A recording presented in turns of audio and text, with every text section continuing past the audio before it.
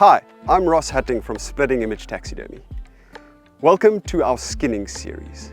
Today what we're going to be discussing is the field preparation and salting portion of your taxidermy. The best preparation for your taxidermy starts in the field. Come with me.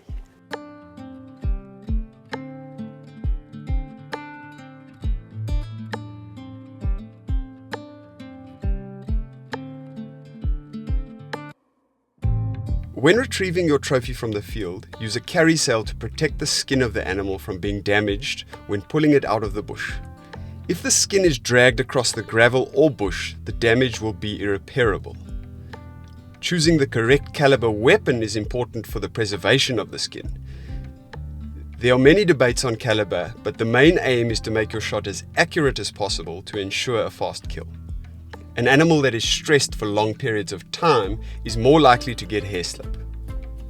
Fast expanding bullets can create large exit wounds that make mounting more difficult.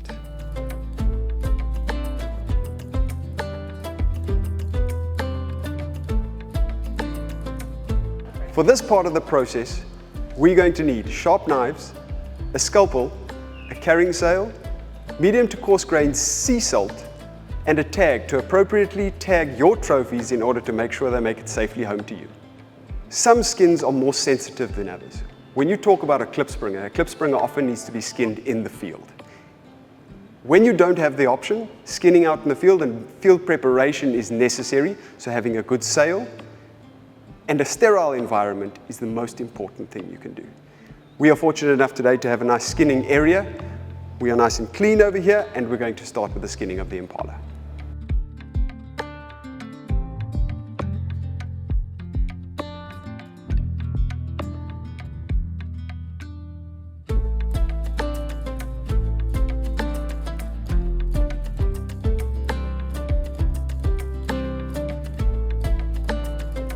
In this instance, it is important to open the back of the legs to expose the Achilles tendons and allow you to hang the animal without cutting an extra hole into the hide.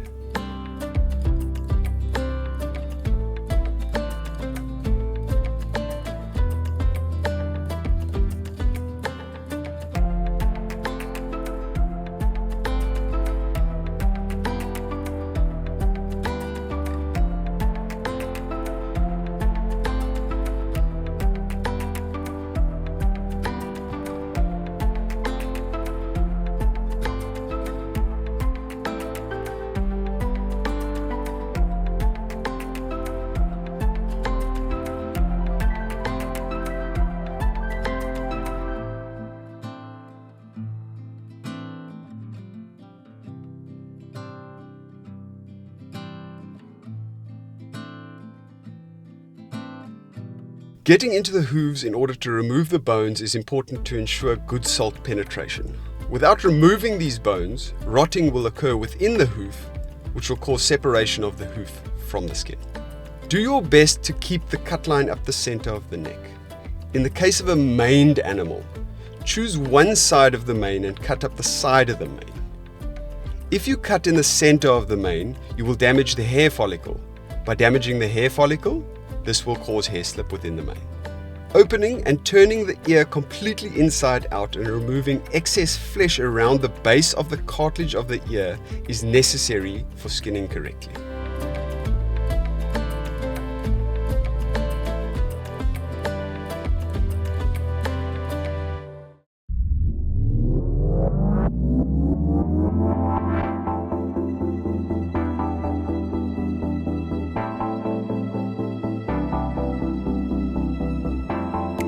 When it comes to the eye, your focus should be to save the eyelid and remove as much flesh as possible.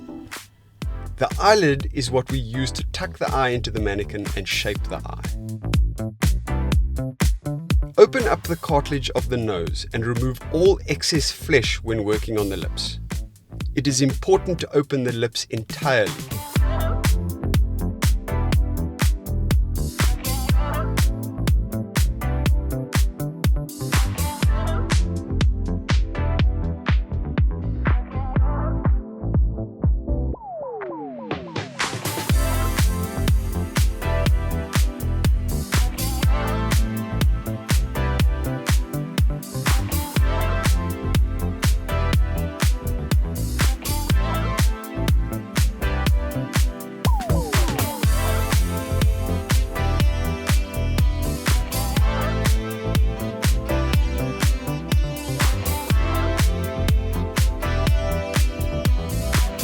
Once skinning is complete, all excess blood and excrement must be washed off by rinsing the skin with water. Any blood or excrement that is left on the skin will encourage bacteria, and this will result in hair slip.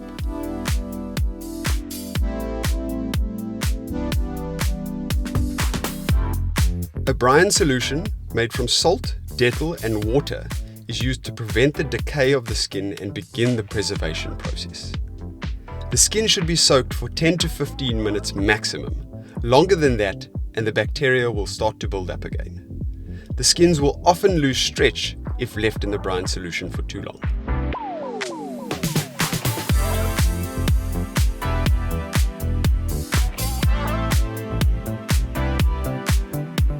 The skin can be removed and hung up to dry for 10 to 15 minutes to drain of any excess moisture.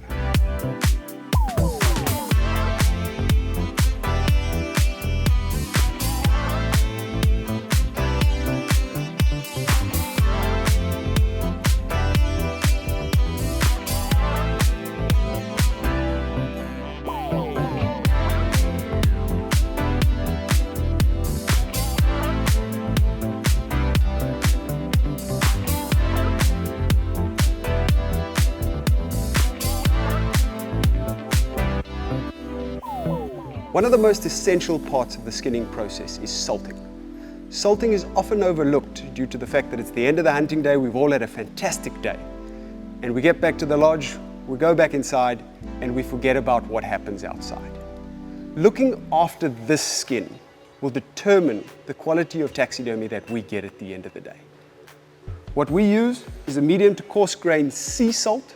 And what you guys see in front of me over here, we've got a wooden board on the floor to protect it from the cement, a 1-inch layer of salt underneath, and we've laid the skin on top.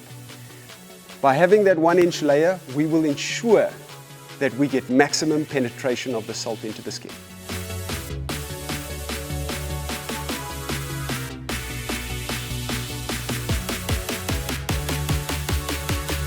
Take special care to work the salt into the crevices of the face.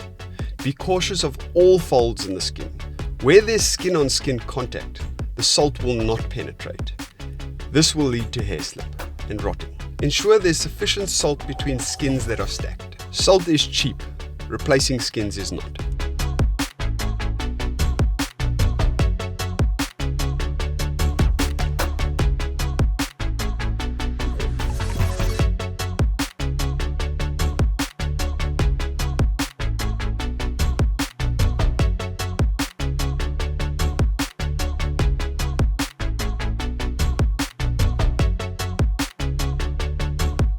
Thank you for joining me today on our first episode of our skinning series. Please keep a lookout for our next episode where we will be discussing the different cuts for the different mounts. Thank you.